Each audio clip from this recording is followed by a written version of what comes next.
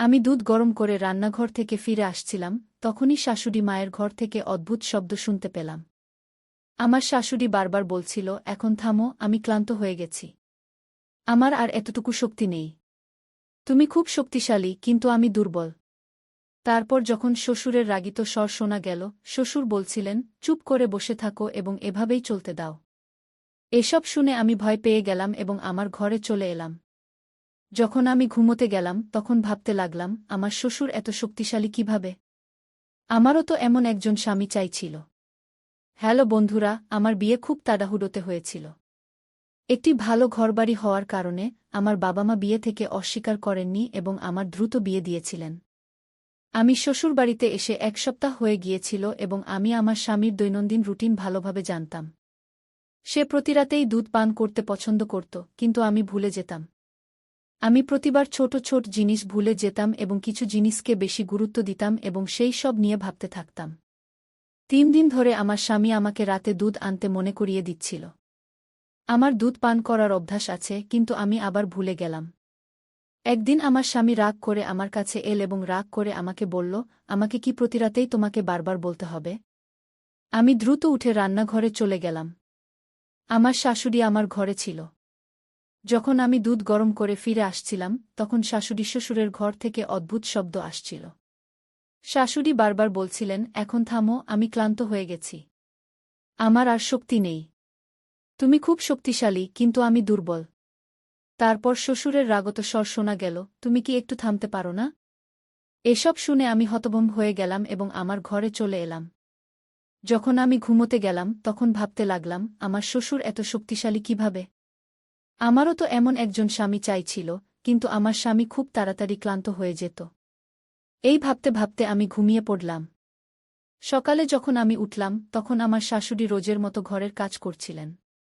তার আচরণ একদম স্বাভাবিক ছিল। এমন মনে হচ্ছিল না যে তিনি রাতে এই সব করছিলেন। আমার শ্বশুর একদিন তাড়াতাড়ি কাজ থেকে বাড়ি এলেন এবং সঙ্গে সঙ্গে শাশুড়িকে ঘরে ডেকে নিয়ে গেলেন। আমি খাবার বানালাম এবং আমার শাশুড়িকে ডাকতে তার ঘরের কাছে গেলাম। দরজায় পৌঁছে তাদের আওয়াজ শুনে আমি হতবাক হয়ে গেলাম। রাতের খেলা আবার শুরু হয়ে গিয়েছিল। শাশুড়ি বলছিলেন, থামো, আমি ক্লান্ত হয়ে গেছি। এসব শুনে আমি ভয় পেয়ে গেলাম এবং রান্নাঘরে ফিরে এলাম। যখন আমি রান্নাঘরে এলাম তখন ভাবছিলাম, আমার শ্বশুর কি খান যে এত শক্তিশালী হয়ে যান? আধ ঘন্টা পরে আমি আবার তাদের ঘরে গেলাম এবং আবার সেই একই আওয়াজ শুনতে পেলাম। এখন আমি ভাবছিলাম, শ্বশুর এত শক্তিশালী হওয়ার রহস্য কি? এখন আমি জানতে চাইছিলাম, আমার শাশুড়ি তাকে প্রতিদিন কেন মানা করেন? 15 মিনিট পরে শাশুড়ি ঘর থেকে বেরিয়ে এলেন। যখন তিনি বেরোলেন তখন তার মুখে কিছুই দেখা যাচ্ছিল না, কিন্তু 2টি হাত কোমরে ছিল এবং তিনি বলছিলেন, এই কোমরের ব্যথা কখন সেরে উঠবে? এ শুনে আমি আমার হাসি চেপে রাখতে পারলাম না। এখন আমি জানতে চাইছিলাম, শাশুড়ি তাকে কি দেন? আমার নজর আমার শাশুড়ির উপর ছিল। আমার স্বামী তাদের থেকে খুব আলাদা ছিলেন। তিনি তাড়াতাড়ি ঘুমিয়ে পড়তেন এবং আমি আমার স্বামীর ভালোবাসার আকাঙ্ক্ষা রাত জাগতাম। তখনই আমার নজর শাশুড়ির ঘরের উপর যেত। তাকে দেখে আমি অবাক হতাম যে তিনি এই বয়সেও কিভাবে মজা করতে পারেন। স্বামী তো ঘুমিয়েছিলেন, কিন্তু আমি ভাবছিলাম, আমার স্বামীও যদি আমার শ্বশুরের মতো হতেন। তাদের দরজার কাছে শাশুড়ির আওয়াজ শোনা যাচ্ছিল, এখন থামো, আমাকে ছেড়ে দাও। এ শুনে আমি খুব অস্বস্তি বোধ করলাম। তারপর আমি ভাবলাম, আমাকে তাদের ঘরে গিয়ে দেখতে হবে যে তারা আসলে কি করেন এবং শাশুড়ি শ্বশুরকে কি খাওয়ান। আমি এটি জানার চেষ্টা করলাম, কিন্তু কিছুই জানতে পারলাম না। তারপর আমি ভাবলাম, সেই জিনিসটি ঘরে লুকানো থাকবে। তাই আমি দেখতে চাইছিলাম তারা এখন কি করেন। তারপর আমি উঠে শাশুড়ি শ্বশুরের ঘরে চলে গেলাম। ঘরে আলো জ্বলছিল, এর মানে তারা ঘুমোচ্ছিলেন না। জানালা থেকে আওয়াজ আসছিল, শাশুড়ি বলছিলেন, তুমি আমাকে এই বয়সেও ছাড়ছ না? তুমি জানো এখন আমি ক্লান্ত হয়ে গেছি। শ্বশুর বলছিলেন, একটু সহ্য করো, তারপর তোমার ব্যথা থাকবে না। কিছুক্ষণের জন্য শাশুড়ি শান্ত হয়ে গেলেন। আমি জানালা দিয়ে দেখার চেষ্টা করলাম, কিন্তু পর্দা টানা ছিল। আওয়াজ শোনা যাচ্ছিল, কিন্তু কিছু দেখা যাচ্ছিল না। এটি দেখে আমি হতাশ হয়ে গেলাম এবং আমার ঘরে ফিরে এলাম। আমিও আমার বিছানায় এসে ঘুমিয়ে পড়লাম। তখনই আমার স্বামী রাগ করে বললেন, এই সময় কোথা থেকে আসছ? তার প্রশ্ন আমাকে হতবাক করে দিল। আমি তার দিকে ভালো করে তাকালাম, তখন স্বামী তার বিছানা থেকে উঠে দাঁড়ালেন এবং আমার দিকে অদ্ভুত দৃষ্টিতে তাকিয়ে বললেন, তুমি আমার সম্পর্কে কি ভাবছ? আমি ঘুমোচ্ছি, তাই তুমি কিছুই করবে এবং আমার কিছুই জানা থাকবে না। স্বামীর তারা আমাকে বিরক্ত করেছিল। তারা বলল, সত্যি বলো তুমি কোথায় গিয়েছিলে? আমি তৎক্ষণাৎ বললাম, আমার ভাল লাগছিল না, মাথা ব্যথা হচ্ছিল, তাই আমি বাইরে উঠানে চলে গিয়েছিলাম। এখন তুমিই বলো, এতে কি ভুল আছে? আমি একটু জোরে বললাম। সে এক মুহূর্তের জন্য চুপ থাকল এবং বলল, বাইরে উঠানে যাওয়ার কি দরকার ছিল? পরের বার যখন তোমার মাথা ব্যথা করবে আমাকে জাগিয়ে দিও। তোমার একা বাইরে যাওয়ার দরকার নেই। এটা বলেই তারা আবার ঘুমিয়ে পড়ল।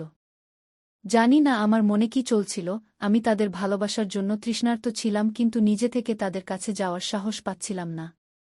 সেই রাতে কখন ঘুম এসেছিল আমি নিজেই টের পাইনি। এখন আমি শাশুড়ির ঘর থেকে দিনরাত একই আওয়াজ শুনতে পাচ্ছিলাম এবং ভাবছিলাম এটা কি করছে। পরের দিন আমার স্বামী বলল, আমি 3 দিনের জন্য বাইরে যাচ্ছি। যখন সে আমাকে এটা জানাল, আমার মাথায় একটি চমৎকার ধারণা এল। আমি ভাবলাম, দেখি আজ তাদের ঘরে কি হচ্ছে। আমার শাশুড়ি সন্ধ্যায় খাবার খাওয়ার পর বাইরে হাঁটতে যাচ্ছিল এবং তারা দুজনেই পরস্পরের সাথে কথা বলছিল। আমি তাদের দেখে অবাক হয়ে যেতাম যে এই বয়সেও তারা একে অপরের সাথে সময় কাটায়। তাদের এবং আমার জীবন খুব আলাদা ছিল। তারা এই বয়সেও পূর্ণ জীবন যাপন করছিল আর আমরা আলাদা ছিলাম। সেদিন আমি দ্রুত আমার সব কাজ শেষ করলাম এবং আমার শাশুড়ি শ্বশুরের ঘরে চলে গেলাম। আজ আমি শাশুড়ির ঘরে লুকিয়ে সত্যি জানার চেষ্টা করছিলাম।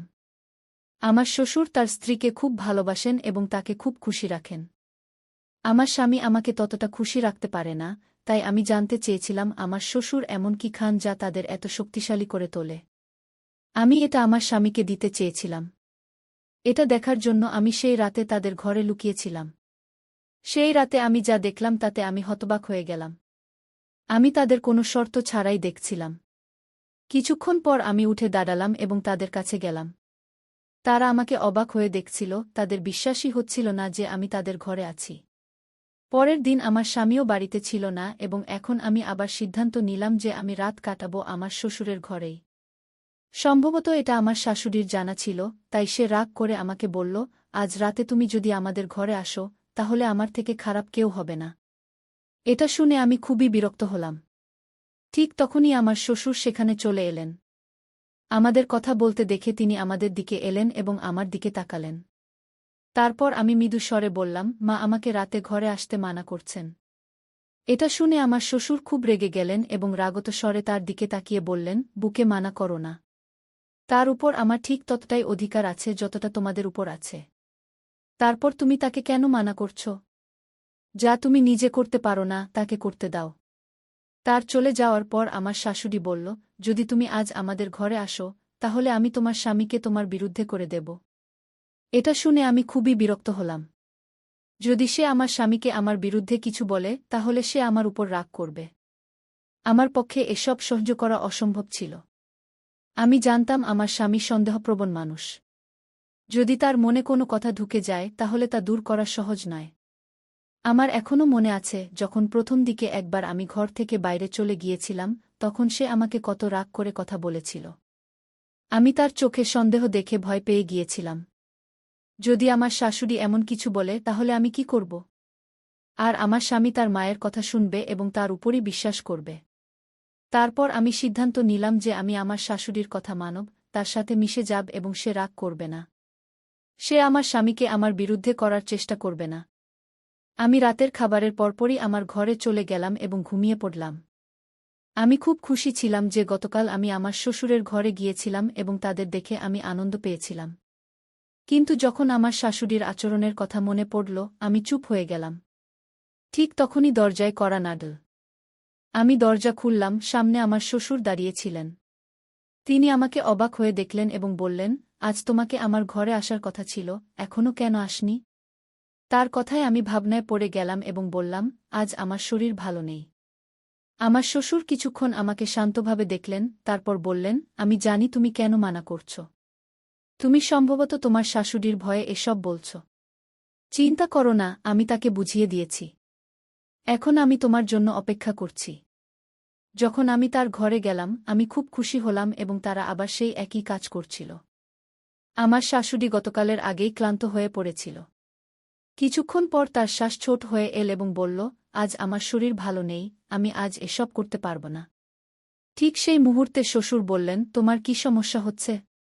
দিনের পর দিন তুমি আমাকে খুব কম সময় দিচ্ছ এবং দ্রুত ক্লান্ত হয়ে পড়ছ। এখনই এখানে এসো। এখন যদি তুমি চুপ করে না বসো, তাহলে আমার চেয়ে খারাপ কেউ হবে না।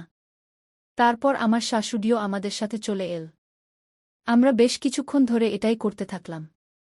কিছুক্ষণ পর আমার শাশুড়ি একপাশে সরে গেল এবং বলল, এখন আমার কাজ শেষ। আমার আর সাহস নেই। তারপর আমরা দুজনেই এটাই করতে থাকলাম এবং বেশ কিছুক্ষণ পর যখন আমি ক্লান্ত হয়ে পড়লাম, তখন আমার শ্বশুর নিজেই আমাকে বললেন, তুমি খুব ক্লান্ত হয়ে গেছ। এখন আমরা এই কাজ বন্ধ করি এবং কাল ছুটি নিই। এটা শুনে আমার খুব দুঃখ হল যে তারা কাল রাতে কাজ করতে পারবে না। এই ভাবছিলাম যে দরজায় কড়া নাড়ল। দরজা খুললে আমার শ্বশুর বাইরে দাঁড়িয়েছিলেন। তিনি আমাকে অদ্ভুত দৃষ্টিতে দেখলেন এবং বললেন, আজ তুমি খুব সুন্দর দেখাচ্ছ। আমি তার প্রশংসায় লজ্জা পেলাম। তিনি বললেন, চলো আজও কাজ করি। ঘরে এসো, আমি তোমার জন্য অপেক্ষা করছি। আমি তার ঘরে চলে গেলাম এবং তারপর আমরা তিনজনই সেই কাজ করতে লাগলাম যা গত 2 দিন ধরে করছিলাম। এখন আমার মন বলছিল যে আমাকে এই কাজ প্রতিদিন করা উচিত। পরের দিন আমার স্বামীও বাড়ি ফিরে এলেন। স্বামী আসার পরই তিনি আমাকে তার অস্থিরতাপূর্ণ প্রেমের গল্প শোনাতে লাগলেন। আমার ছাড়া তিনি কতটা অস্বস্তিতে ছিলেন এবং আমি সেখানে কত কিছু মিস করছিলাম। আমিও তার কথায় খুব খুশি হলাম যে শেষ পর্যন্ত সে আমার অনুভূতি বুঝতে পেরেছে এবং আমার অভাব অনুভব করেছে। তারপর আমি আমার মাথা তার বাহুতে রাখলাম এবং আরামে ঘুমিয়ে পড়লাম। এখন আমি প্রতিদিন স্বামীর ঘুমানোর পর শ্বশুরের ঘরে যেতাম। তারপর আমরা মধ্যরাত পর্যন্ত এটাই করতাম। এক রাতে যখন আমি শাশুড়ি শ্বশুরের ঘর থেকে ফিরে আমার ঘরে এলাম, তখন আমার স্বামী খুব রেগেছিলেন। আমার স্বামী আমাকে বললেন, আমি তোমাকে বলেছিলাম যে রাতে ঘর থেকে বেরিজো না, কিন্তু তুমি আমার কথা মানোনি। এখন সত্যি সত্যি বলো তুমি কোথায় গিয়েছিলে? আমি তার পাশে বসলাম এবং বললাম, আমি তোমার মায়ের ঘরে গিয়েছিলাম। এটা শুনে তিনি আশ্চর্য হয়ে গেলেন। তুমি এতক্ষণ আমার মায়ের ঘরে কি করছিলে? তিনি আমাকে সন্দেহের দৃষ্টিতে দেখলেন।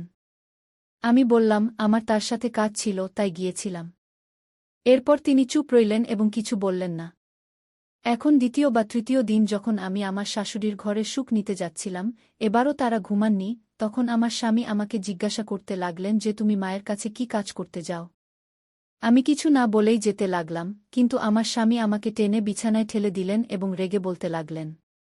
আমি তাকে এত রেগে দেখে ভয় পেলাম এবং তাকে বলতে যাচ্ছিলাম যে দরজায় কড়া নাড়ল। আমার স্বামী গিয়ে দরজা খুললেন। সামনে আমার শ্বশুর ছিলেন। তার আমার স্বামীর সাথে কিছু কাজ ছিল, তাই তিনি তার ছেলের সাথে চলে গেলেন। আমি একটা গভীর শ্বাস নিলাম এবং শান্ত হলাম। তারপর কিছুদিন পর এক রাতে যখন আমি শাশুড়ি শ্বশুরের ঘরে গেলাম, তখন সম্ভবত আমার স্বামী ঘুমাননি এবং তিনি আমাকে খুঁজতে খুঁজতে সেই ঘরে চলে এলেন। সামনে আমাদের এমন করতে দেখে তিনি হতবাক হয়ে গেলেন। যখন তিনি আমাদের এক পায়ে দাঁড়িয়ে পূজা করতে দেখলেন, তখন তার মুখ থেকে তীব্র আওয়াজ বের হল, কি হচ্ছে? তখন আমার শাশুড়ি তার অন্য পা মাটিতে রাখল এবং সোফায় বসে বলল, তোমার বাবা কতদিন ধরে এই পূজা করছেন? তার কথা হল যে এক পায়ে দাঁড়িয়ে এইভাবে পূজা করলে ঈশ্বর প্রসন্ন হন এবং মানুষ যা চায় তা সব পায়। আমি দ্রুতই ক্লান্ত হয়ে পড়ি, কিন্তু তোমার স্ত্রী এবং বাবা দীর্ঘসময় ধরে এই কাজ করেন। জানি না কেন এই দুজন ক্লান্ত হন না। এটা শুনে আমার স্বামী আমার দিকে হেসে তাকালেন এবং বললেন, আমার স্ত্রী খুব ভালো এবং কখনো ক্লান্ত হয় না। তিনি খুশি হয়ে এমন বললেন। এটা শুনে আমি লজ্জা পেলাম, কিন্তু তারপর আমার স্বামী সবাইকে বোঝালেন যে এই ধরনের অন্ধবিশ্বাস রাখা ঠিক নয়। যদি সত্যি মন থেকে ঈশ্বরের পূজা করা হয় তাহলে সব ঠিক হয়ে যাবে। বেশ বুঝানোর পর আমার শ্বশুর মানলেন এবং তারপর একজন সাধারণ মানুষের মতো আচরণ করতে লাগলেন।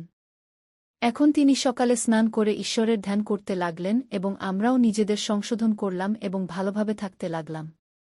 তাই বন্ধুরা, আজকের গল্প এটাই ছিল। গল্পটি কেমন লাগলো কমেন্ট করে জানাও এবং চ্যানেল সাবস্ক্রাইব করতে ভুলো না।